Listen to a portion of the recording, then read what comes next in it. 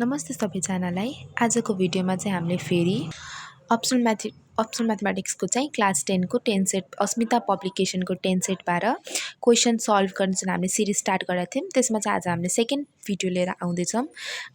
अस्तिको भिडियोमा चाहिँ हामीले coordinate geometry angle between two straight लाइन्सबाट ग्रुप डी को क्वेसन नम्बर 1 सल्भ गरायौँ। अनि आजको भिडियोमा चाहिँ हामीले त्यही एंगल बिट्विन टू स्ट्रेट लाइन्सको group D question number 2 solve गर्न जाँदैछौँ।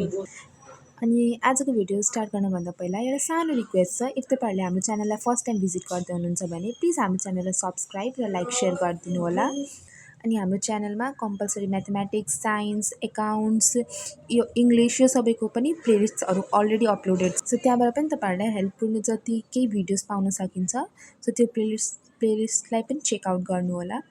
सो आजको भिडियोमा चाहिँ अगाडि लाग्दा हाम्रो क्वेशनले के भन्न खोजेछ भने the coordinates of the vertices P, Q and R of triangle PQR are 3, 4, 1, 1 and 6, 2 respectively. If PS is the altitude of triangle PQR, find the coordinates of point S. अब यहाँ चाहिँ हाम्रो एउटा ट्रायंगलको तीनटै साइड्सको vertices दिएको छ अनि त्यसमा चाहिँ PS चाहिँ तपाईहरुको एल्टिट्युड छ त्यसमा अनि तपाईहरुलाई चाहिँ S पोइन्टको कोअर्डिनेट्स चाहिँ फाइन्ड आउट गर्न भनिएको छ। सो यो कुनै पनि क्वेशन गर्न चाहिँ धेरै मेथड्सहरु हुन्छ। अब यो क्वेशनलाई पनि सल्भ गर्न एउटा चाहिँ तपाईहरुको लेन्दी मेथडमा के हुन्छ भने तपाईहरुले यसरी साइड्सहरुको स्लोप निकालेर त्यसपछि त्यो साइड्सहरुको इक्वेशन्स निकाल्नुहुन्छ। त्यसलाई सँगै इक्वेट गरेर अनि त्यसरी पनि तपाईहरुले चाहिँ पोइन्ट S को भ्यालु निकाल्न सक्नुहुन्छ। तर त्यो चाहिँ अलि धेरै लेन्दी मेथड हुन्छ अनि एक्जाममा गर्न चाहिँ रङ चाहिँ हुँदैन। तर के प्रब्लम हुन सकिन्छ भने त्यो टाइम कन्ज्युमिङ धेरै भएर तपाईहरुलाई अरु क्वेशनको लागि कहीं टाइम नपुगोस् जस्तो हुन्छ। सो हामीले चाहिँ रङ गर्ने हैन तर सर्टकटमा कुन इजी मेथडले हामीले गर्न सक्छौं जसले चाहिँ हामीलाई सल्युसन गर्न सजिलो पनि होस् अनि हाम्रो टाइम पनि सेभ होस्। हामीले त्यसमा चाहिँ बढी फोकस गर्ने गर्छौं। आजको भिडियोमा पनि हामीले त्यही कुरालाई कन्सिडर गर्दै यो क्वेशनलाई चाहिँ हामीले डिस्टेन्स फर्मुला र मिड पोइन्ट फर्मुलाको हेल्पले सल्भ गर्ने छौं। अब हाम्रो एउटा ट्रायंगल दिएकै छ PQR अनि त्यो चाहिँ तीनटै भर्टिसेसको कोअर्डिनेट्स पनि हामीले दिएकै छ। सो हाम्रो गिभनमा तीनटै भर्टिसेसको कोअर्डिनेट्स भइहाल्यो। सो हामीले के गर्छौं भने हाम्रो यो साइड PQ को चाहिँ हामीले डिस्टेन्स फर्मुलाको हेल्पले डिस्टेन्स निकाल्छौं। अब हाम्रो डिस्टेन्स फर्मुला के छ भने root under x2 - x1 whole square plus y2 - y1 को होल स्क्वायर यो चाहिँ हाम्रो डिस्टेन्स फर्मुला हो।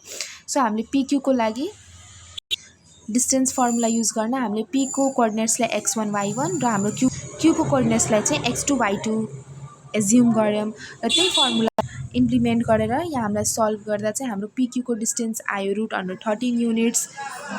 अब डिस्टेन्स फर्मुलाको हेल्पले चाहिँ हामीले PQ को डिस्टेन्स निकालिसक्यौं। सो अब हामीले त्यही फर्मुलाको हेल्पले PR को पनि डिस्टेन्स निकाल्ने छौं। सो हामीले त्यही फर्मुला युज गरेर PR को डिस्टेन्स निकाल्यौं अनि हाम्रो PR को डिस्टेन्स पनि आयो रुट अन्डर 13। अब हाम्रो PQ अनि PR को डिस्टेन्स रुट अन्डर 13 आयो।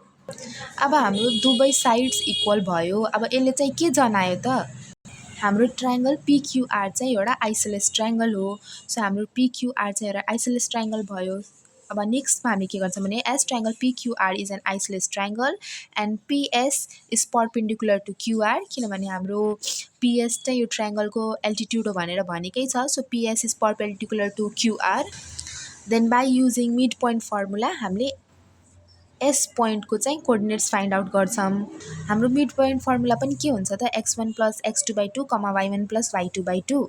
सो यहाँ चाहिँ हामीले Q को कोअर्डिनेट्सलाई x1 y1 र R को कोअर्डिनेट x2 y2 कन्सिडर गर्यौं र हामीले मिड पोइन्ट फर्मुला युज गरेर हाम्रो S को चाहिँ कोअर्डिनेट्स आयो 7/2 अनि 3/2। Hence the coordinates of point S is 7/2, 3/2।